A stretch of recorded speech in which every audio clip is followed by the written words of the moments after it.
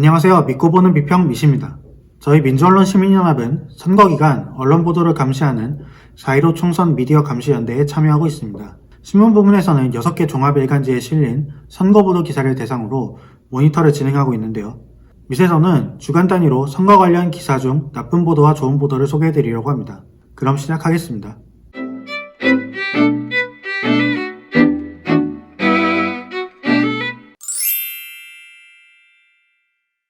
지난 2월 말에서 3월 초 사이에 차이나게이트라는 음모론이 확산이 됐는데요.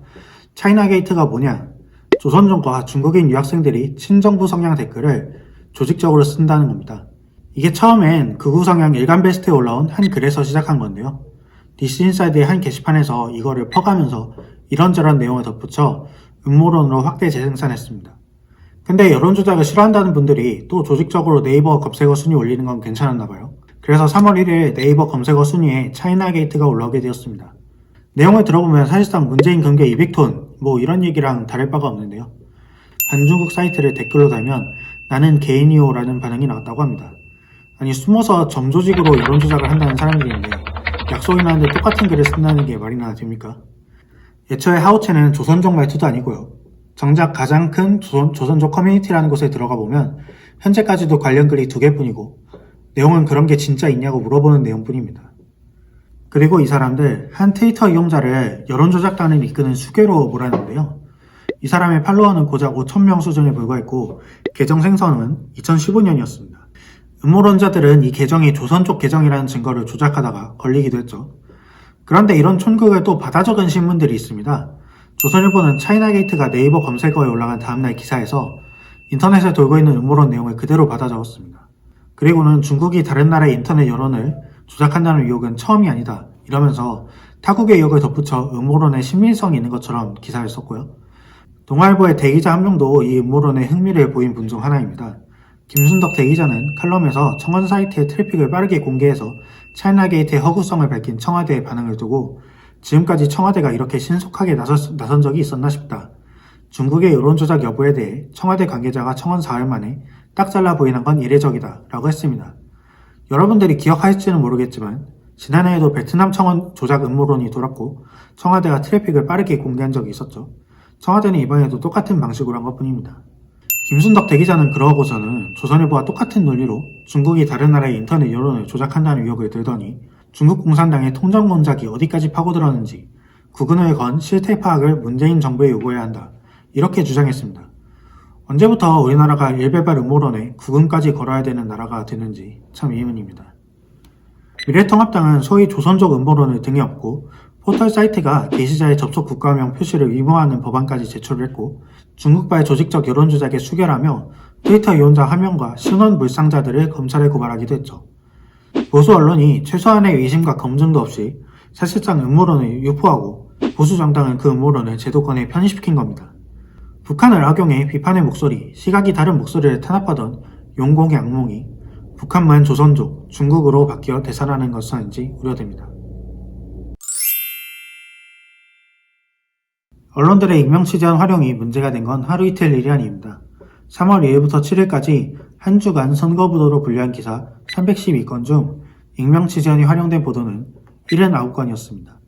바로 그 전주인 2월 4주차 양적 분석에서도 현역 국회의원까지 익명 처리하는 습관성 익명 처리의 문제점을 지적해드렸는데요. 공익적 사유 등 꼭 필요한 경우에만 익명을 써야 한다는 원칙을 고려할 때 4건 중에 한 번꼴로 익명 보도라는 사실은 그리 바람직한 현상이 아닙니다. 중앙일보의 이철호 칼럼니스트는 3월 5일자 기사에서 코로나19 대응에 대한 부정평가가 올라간 요인들을 짚었습니다. 여기까지는 할 수 있는 비판인데요. 그런데 이철호 기자는 장관이나 대통령 측근들의 자충수와 서로가 꼬리를 물고 있다. 그러나 책임 추궁은커녕 오히려 친문 네티즌들의 열광적 지지를 받고 있다. 그 결과 관료와 전문가들은 침묵한다. 그러더니 정치권 관계자들은 이런 왜곡 현상의 근원을 2018년 봄에 열린 청와대 비공개 회의에서 찾고 있다. 고 운을 띄웠습니다. 관료와 전문가들이 침묵하는 어떤 현상의 본질적 원인이라면 명확한 근거가 있어야 할 텐데요. 이철호 칼럼니스트는 극소수 측근들이 참가한 이 회의에 정확한 내용은 확인되지 않지만 청와대 담장을 넘어 고약한 소문이 번졌다는 게 문제다 라고 했습니다. 정확한 내용은 확인되지 않지만 어쨌든 청와대 비공개회의에서 문재인 대통령이 참모의 건의를 묵살했다는 그 회의는 관료사이에 퍼진 소문에 따르면 이라는 출처로 인용됐습니다. 이를 바탕으로 이철호 칼럼니스트는 이후 누구도 싫은 소리를 하지 못하는 분위기가 굳어졌다. 이렇게 결론을 내렸습니다. 도대체 고약한 소문을 퍼뜨리고 있는 건 누구일까요? 익명 취재원 활용의 본래 목적은 기자들이 예민한 정보를 얻었을 경우에 취재원 보호 등 공익적 목적에 의한 경우뿐입니다. 그러나 현실은 이처럼 카더라 통신을 사실처럼 쓰는데 이용될 뿐입니다. 이렇게 소문을 이용한 칼럼들이 가끔 보이는데 현대판 주초의왕 사건을 일으키고 싶은 것도 아닐 텐데 좀 적당히들 하셨으면 좋겠습니다. 정의당은 현재 원내 6석을 차지한 원내 4당입니다. 각 정당의 공천과 비례대표 선출이 진행되는 가운데 정의당의 비례대표 선출 결과 역시 기본적인 선거 뉴스를 할 수 있습니다. 언론은 정의당이 비판적이든 긍정적이든 간에 모든 유권자에게 국회의원이 될 가능성이 있는 정의당의 비례대표의 선출 방식과 결과를 알릴 필요가 있습니다. 여기에 의혹이 있다면 검증도 당연히 해야 되고요. 그러나 거대 양당에만 치우친 우리 언론 지형에서는 정의당의 비례대표 선출 소식도 찾아보기가 어렵습니다.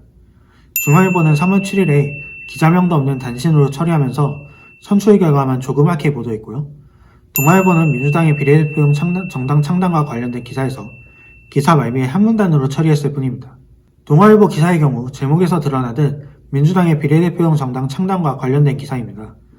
정의당은 누차 비례정당에 참여하지 않겠다는 입장을 밝혔는데도 정의당의 독자 비례대표 선출을 민주당의 비례대표용 정당을 다룬 보도에 끼워 넣은 겁니다. 국회의원 300명을 언론이 모두 검증하기 어렵겠지만 당선 과시권에 있는 후보가 선출됐는데 이렇게 무관심해서야 어디 되겠습니까?